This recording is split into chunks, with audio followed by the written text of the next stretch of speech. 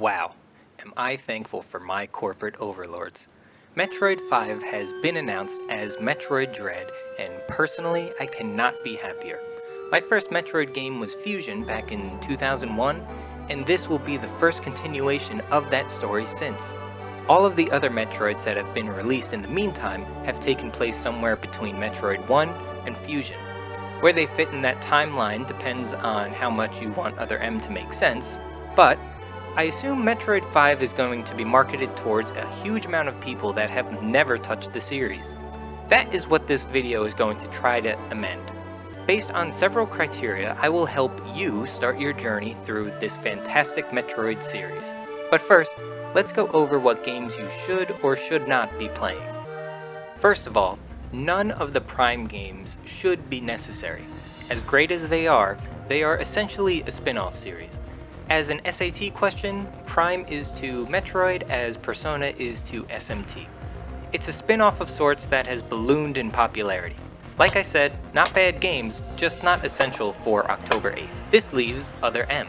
Other M technically fits into the main timeline, but I won't include it because, at the end of the day, it is just set up for Fusion. The biggest draw for that game, story-wise, is the relationship between Adam and Samus, but that's also one of its biggest flaws.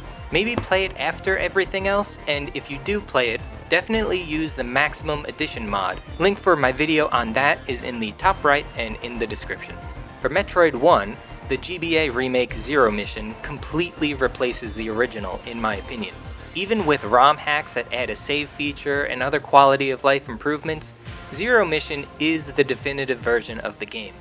Mechanics are refined, the map is expanded, new scenarios are added, it's just fantastic. I would only recommend playing through the NES Metroid as a curiosity after playing through all the other titles. Now, picking the right Metroid 2 is complicated. The three versions all do something a little better than the others. The Game Boy Metroid 2 is more claustrophobic and tense, even if accidentally so. AM2R is fan-made, but follows the original closer than the official remake, even while adding in its own ideas. And Return of Samus is the official remake that is the genesis for a few of the mechanics in Dread, but some of the atmosphere was lost in translation. As with the Prime games, I feel bad for leaving the others out, but I would recommend Samus Returns to people getting into the series.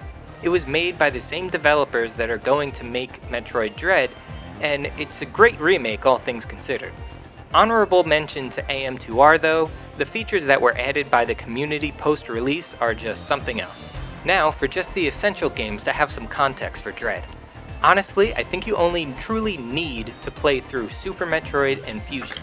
Super summarizes the events of Metroid 1 and 2, and playing through it will have you interacting with the main characters and themes of the series while giving you some background for the next game, Fusion. Fusion being required makes sense, as Dread takes place right after it. You'll understand who the recurring characters are and why Samus looks different from her usual orange, red, and yellow self. The criteria for going through the series are physical only, original consoles only, digital is okay, but only Nintendo consoles, and the best emulated experience. For physical only, I will assume that you are okay with just buying loose cartridges, obvious reproductions are not included in the price chart, and I will not be including the price of the specific console. Also, these numbers are based off of the last 14 sold listings on eBay from the time of writing this script on 6/17/21. Now, onto the prices, or how we learn to realize how toxic Nintendo's crusade against emulation really is. In timeline order, we have Zero Mission for the GBA up first. The average price of a loose cart is a whopping $91.25. This is extraordinarily high, and I would not recommend paying that, but for the purists out there, go for it. The minimum price was $73.90, and the most expensive was $123.95.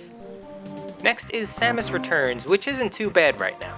I actually included some of the complete listings in this calculation because they weren't that far off from the cartridge-only listings.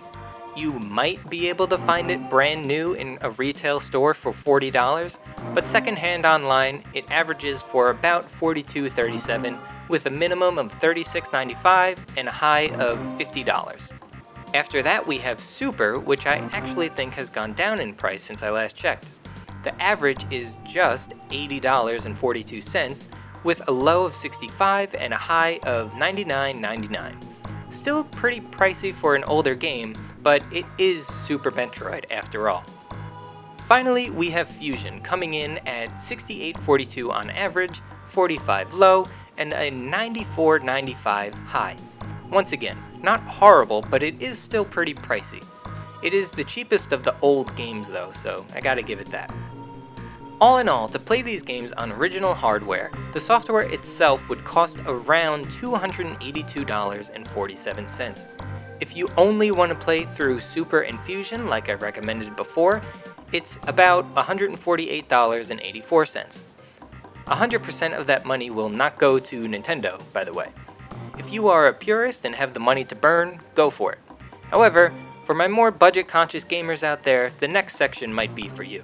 Digitally assembling these games isn't so bad, but you do need to own a Wii U for the maximum convenience. On the Wii U, you can get Zero Mission, Super, and Fusion, all for $7.99 each, which isn't bad at all. This leaves Samus Returns on the 3DS for $39.99 digitally. Special shout out to the Switch Super Nintendo game service that has Super Metroid on it. All that brings the digital prices to $63.97 for every numbered title, or just $15.98 for Super and Fusion. I wish all the titles were playable on the 3DS or even the Switch, but what can you do? Now, we get funky. If you want to emulate without any funky stuff, just emulate.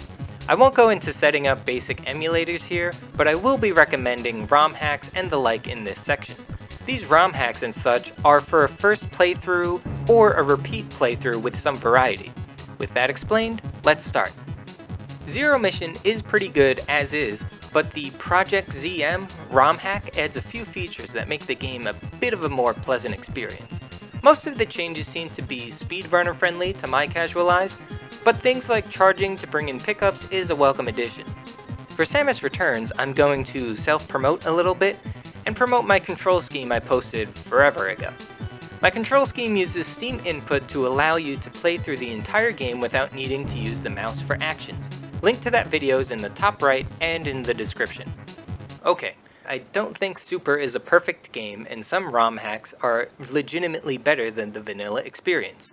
Ancient Chozo is definitely one of those hacks. This hack completely overhauls the original visuals of the game and takes everything to the next level. The map is mostly faithful to the original, but the author added in some new ideas, enemies, and music for returning players to discover. It is based off of Project Base, so the physics are a bit different from the original game. I personally like the way Samus feels in Project Base hacks, but as I understand, some people really do not. I would definitely recommend this to first-time players and absolutely recommend it to anybody looking for a fresh playthrough. For Fusion, just stick to the original for now. There is a hack that allows sequence breaking and one that changes some colors and some text, but neither is necessarily a straight improvement over the original. If this is a replay for you, I'd recommend the sequence break hack just so you can try some stuff out, but I wouldn't recommend it for a first playthrough necessarily. And you're all set. I wish this video was unnecessary and I could just say, go buy the Metroid 2D pack releasing for the Switch next month, but here we are. I might be playing through these titles on my channel in the lead up to Metroid 5, but I still need to figure out how to do that and if people are even interested. If you play through these games yourself, I'd love to hear what you think of them, especially the hacks. Now, with that being said, get hype, please buy Metroid Dread in October, and have a great day.